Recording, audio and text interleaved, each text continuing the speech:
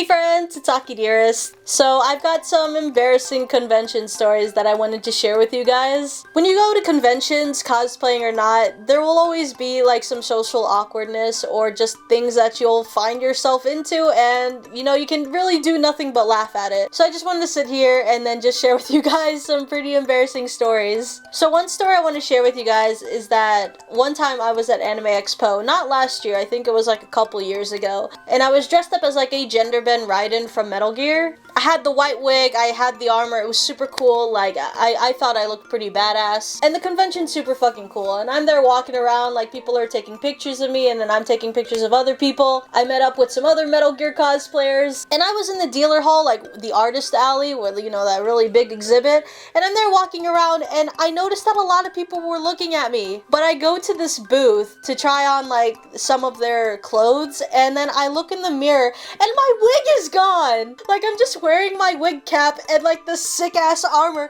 but there's no wig cap. And I was just like, I want to die. Like the whole time, did people just think I was doing like an alternate outfit? I had no idea where the fuck my wig went. It was like gone in the abyss of otakus. It was so embarrassing. Like that's a look that you just don't want to make public. Like it's a look that every cosplayer is very familiar with, so they're not gonna like laugh at you too much. But when you're in a situation where your wig is actually missing, like I don't understand why nobody said anything. That's what baffles me. Oh man, that was embarrassing. So because of that moment, I actually made it a thing when I would compete in cosplay competitions. I would do skits, and I would do like this comedy relief where my wig would come off like during the skit, and that was the purpose of it. That's where it was inspired from. So because it was representing that I literally just didn't give a shit by that point. The second story that I wanted to share with you guys is actually pretty embarrassing, and it's completely my fault. A couple years back, I used to be pretty big into raves and parties, but I wouldn't do anything too crazy. Like, I've never had a one-night stand, and I've never actually, like, gone home with anyone. But it was at Anime Expo last year, and I went to the 21 and up lounge, because there's 3 rooms. There's a 16 and up room, an 18 and up, and then a 21 and up lounge. So I was 22 at the time, went to the 21 and up lounge, and I usually keep my identity, like, kind of hidden for the most part. So I was in like a white kitty rave cosplay. So I had white kitty ears, white paws, a white face mask, and a white skirt, and a white tank top, and a white tail. So yeah, I think I looked pretty cool. I also had like those little white fuzzy leg thingies. Went with my friends, we went in the 21 and up lounge. The music was absolute shit in the beginning. Like, I don't know who the hell they made the DJ, but I couldn't get into the music. I think it was like Let It Go from Frozen, but a really stupid remix. But eventually then the music actually started to get a little bit better. There were cosplay deviants, which if you guys don't know, cosplay deviants are basically like very lewd cosplayers. You guys can look them up. And they were on stage cosplaying as Nudist Beach, and they were like dancing on stripper poles, and it was a super great time. Like we had the time of our lives. So I'm there and I'm dancing, and I dance with a couple people. Like I'm meeting a few new people, and it's super cool. There's this one guy, and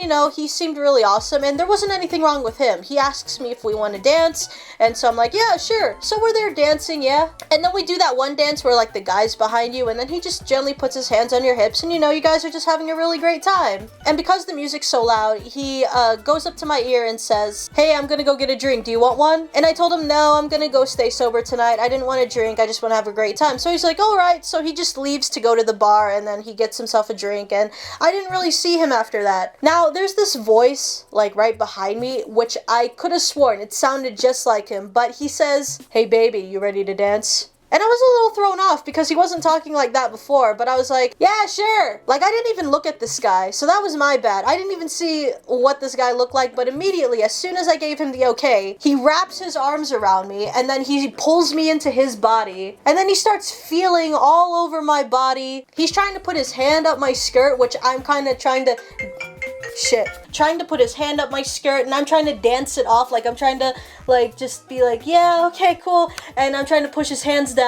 And the more possessive he got, then I just went from kind of awkwardly dancing to just being completely still. It probably looks really funny if you're like from a third person perspective. You're seeing this guy behind me like grinding on me, trying to feel all over me, and then just the girl with a very dead look in her face and just being completely still. So whenever I'm at these kind of events, like clubs or whatever, I do like little things to try and signal people on the dance floor to kind of help me. So I see this girl with her boyfriend and then I give them the help me eyes. And then sometimes I'll even do this. So immediately the guy tells his girlfriend to go get me and she pulls me into them. And it was really funny because like as soon as she did that, in the distance I hear from that guy I was dancing with, "Yo, what the fuck?" Poor guy. Like, again, I mean, what he was doing may have been too much, but I mean, it was my fault that I didn't even like look at him. So we enjoyed the rest of the night. Like, I didn't have any problems. As soon as the dance ends, I exit out of the room. My friends are there waiting outside. I guess they were just chilling for a little bit. I told them the story, and then there were these two guys that were like right next to us, and they were like shaking their heads giggling. And then one of my friends then asks, "So did you find out who the guy was that was trying to feel you?" And then I was just like, "No, I didn't even bother looking at him. I just wanted to go away."